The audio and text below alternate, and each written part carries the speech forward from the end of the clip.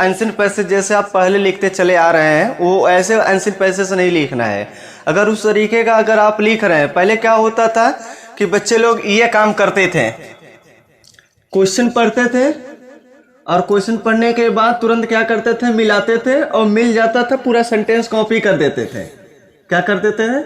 Copy कर देते थे, तो नंबर मिल जाता था, इससे कोई तकलीफ नहीं होता था। लेकिन इस साल 2023 से ये बहुत अजीब सिस्टम लागू हो गया है बच्चों के साथ। थोड़ा सा न्याय ये है कि भैया साहब, अब डायरेक्टली आंसर आपको नहीं छापना है, अब अपने शब्दों में आंसर लिखेंगे।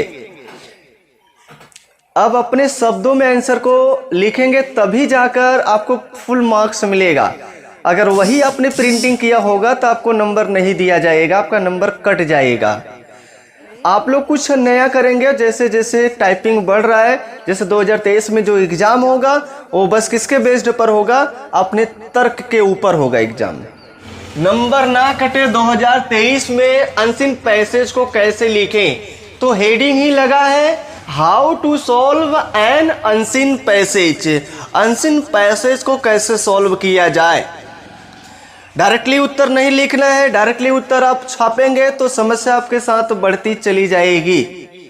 तो सबसे पहला काम, इसमें अनसीन पैसेज में क्या करेंगे, तो देखो मेरे भाई साहब, इसमें लगभग 5 पैराग्राफ दिए जाते हैं। कितने पैराग्राफ? 5। तो सबसे पहले क्या क्या इसमें कुछ टूल्स बता रहे हैं, कीवर्ड बता रहे हैं, इन्हीं कीवर्ड के ऊपर आप ख्याल करिए। आपको अनसीन पैसेज जब आप लोग हल करते हैं ना, तो उसमें क्या होता है, कठिन कठिन वर्ड भी आ जाते हैं। ऐसा नहीं कि हर वर्ड आपको पता ही होगा, नहीं। अनसीन पैसेज का मतलब बिना पढ़ा लिखा हुआ चीज पता न कहां से पूछेगा, कोई गारंटी नहीं है। लेकिन लिखेंगे कैसे, जो वर्ड का अर्थ ही नहीं आ रहा तो उसका अर्थ कैसे समझेंगे, तो सब बातें इसमें बता रहे हैं आपको। A to Z जो भी प्रोसेस हो सकता है, कैसे लिखना चाहिए, इसका क्या समाधान है, तो हर बातें इसमें इन्वॉल्व करेंगे, एक भी पॉइंट छोड़ने वाले नहीं है। आपको लिखना पक्का आ जाएगा। तो सबसे पहले हम ये बातें आपको समझाएंगे कि जो आप लोग अनसीन पैसेज करेंगे, ये 5 पैराग्राफ में डिवाइड रहेगा। पैसेज किसको कहते हैं? ये सभी पैराग्राफ को मिलाकर पैसेज बनता है। तो लगभग जो आपका ये पैसेज है बच्चा, पार्टी लोग, ये कितने भागों में डिवाइड रहेगा? ये 5 पैराग्राफ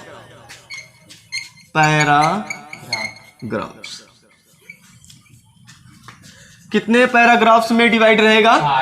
5 पैराग्राफ्स में डिवाइड रहेगा। तो कैसे, पहला क्वेश्चन कैसे सॉल्व करेंगे, अभी अब आ गया पहला क्वेश्चन की तरफ। तो सबसे पहले फर्स्टली आपको रीड द क्वेश्चन।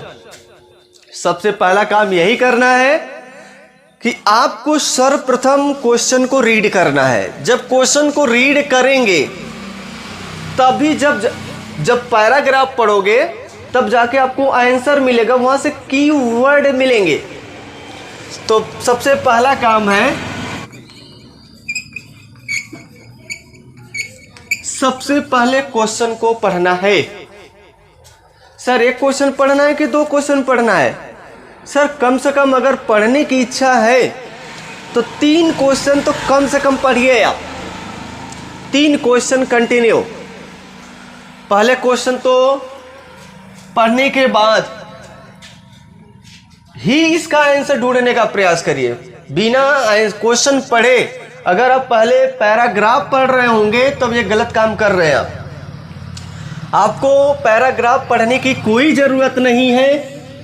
बिल्कुल आपको अगर नंबर लेना है, समझना है, तो सबसे पहले क्वेश्चन, जैसे किसी का झगड़ा हुआ है तो पहले क्या सुनते हैं, उसकी कहानी सुनते हैं कि पहले क्वेश्चन, ये तो मुझे मारा था, वहां पहुंचने के बाद क्या बात आता है, सर ये दोनों के बीच में लड़ाई हुआ, ये तो नहीं बताता है ना। पहले ये होता कि इसने इसको मार दिया, ये तो क्या है, क्यों मारा भाई तुमने, फिर वहां से जगता है अच्छा किसकी गलती था, तब वहां से निर्णय लेते हैं। तो देखिए, निर्णय अगर सही लेना है आपको तो सबसे पहले क्वेश्चन को डील करना पड़ेगा। विदाउट क्वेश्चन का अगर आप चाहें आंसर देना चाहें तो फिर आंसर आप नहीं दे पाएंगे। क्या, क्यों, कैसे, यहीं पर। दूसरा, अपने पास टूल्स यही है कि जो आप क्वेश्चन पढ़ेंगे उसमें मार्क लगाइए, एक मार्क मत लगाइए। जो वर्ड लगे कि ये वाला वर्ड इंपॉर्टेंट है तो उस पर तुरंत क्या करिए, मार्क लगा दीजिए, चिन्ह लगा दीजिए। चिन्ह लगाएंगे तो आपको पता चलेगा कि ये वर्ड कहाँ है, मिलाने में आपको मदद करेगा और उसका मीनिंग आप निकालेंगे। फिर जैसे अभी हम आपको पैराग्राफ भी समझाएंगे ताकि आप लिख सकें अच्छे से, कोई तकलीफ ना हो। तो अगला अपने पास आएगा कीवर्ड, कीवर्ड्स, इंपॉर्टेंट कीवर्ड्स, महत्वपूर्ण शब्द।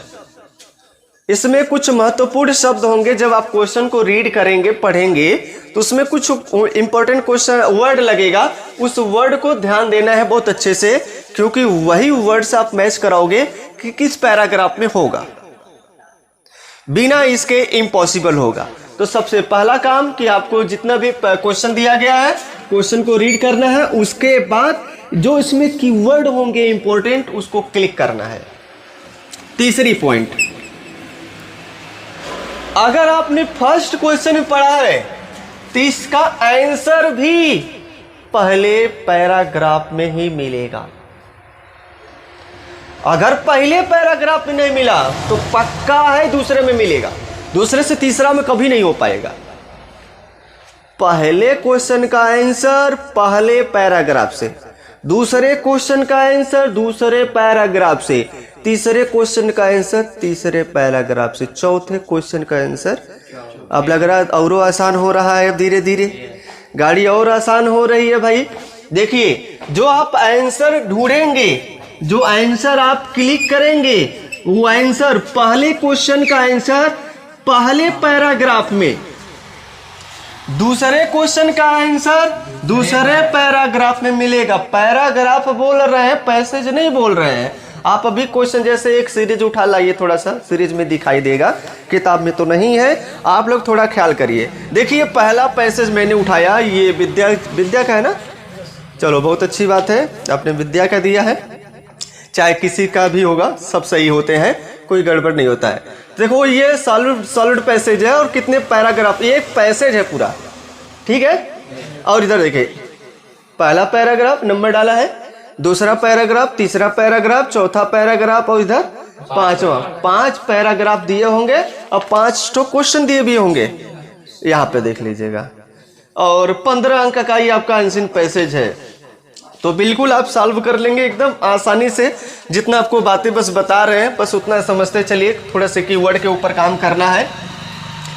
और तीसरे क्वेश्चन का आंसर तीसरे पैराग्राफ में आपको मिलेगा और चौथे क्वेश्चन का आंसर चौथे पैराग्राफ में, पांचवें क्वेश्चन का आंसर पांचवें पैराग्राफ में आपको मिलेगा। अभी ये तो बात था कि सर क्या क्या इसमें करना है अनसीन पैसेज का। अब इसको सॉल्व करने का तरीका मैं आपको एक उठाता हूँ, और ये सामने अगर बोर्ड पर लिखना होगा तो लंबा चला जाएगा। जैसे एक क्वेश्चन उठाते हैं हम लोग, यहाँ पर आइए, पहले पैराग्राफ से ही उठाते हैं। लेट अस सपोज दैट इन्होंने, पहले हमारे पास कोई एंसिन पैसेज आ गया है और हमने एंसिन पैसेज को नहीं पढ़ा है, ठीक है ना, और तुरंत क्वेश्चन पर हावी होना है। जैसे शुरुआत में कई बच्चे क्या करते हैं ना, जब पेपर पाते हैं बोर्ड एग्जामिनेशन हॉल में, तो इसको सोचते हैं कि तो अनसीन पैसेज है, इसको हम अंत में कर लेंगे। अंत में करने के चक्कर में फ्री का नंबर 15 अंक का चला जाता है, नहीं कर पाते हैं, और करने के चक्कर में फंस जाते हैं और 15 अंक छूट जाता है अक्सर। तो इसको अंत में करने का प्रयास ना करिएगा, हो सकता है शुरुआत में कर दो या बीच उच में कहीं जाकर समय मिलता तो लब से कर लो पहले इसी को। 15 अंक का फ्री का अंक है, वो भी अंत में करने के चक्कर में हो सकता है छूट जाएगा, तो सब नंबर 15 अंक का फ्री का गायब हो जाएगा। तो 15 अंक फ्री का ना जाए तो इसको अंत में ना करना है, इसको शुरुआत में लगा देना या कहीं बीच उसमें इसको टांग देना आप लोग। जैसे पहला क्वेश्चन, व्हाट वाज डॉक्टर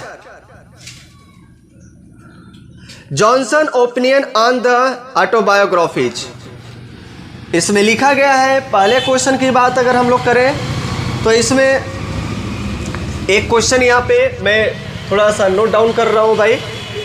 जैसे यहाँ पे लिख रहे हैं, what was doctor Johnson opinion on autobiographies ये आपसे पूछा जा रहा है।